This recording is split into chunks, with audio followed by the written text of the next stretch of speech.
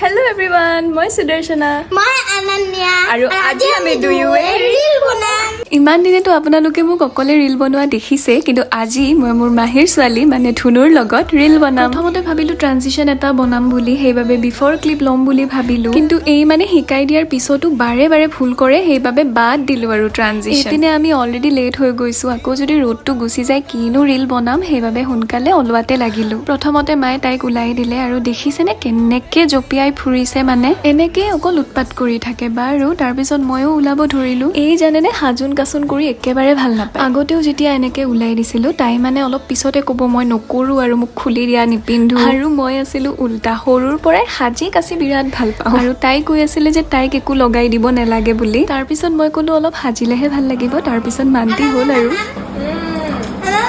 A few moments later.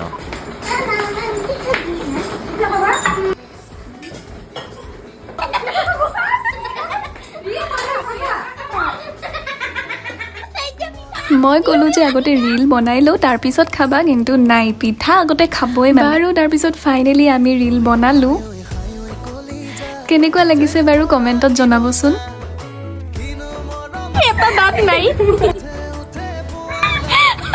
যদি ভিডিঅ'টো চাই ভাল লাগিলে তেন্তে লাইক, শ্বেয়াৰ, ছাবস্ক্ৰাইব কৰি দিব। Bye bye.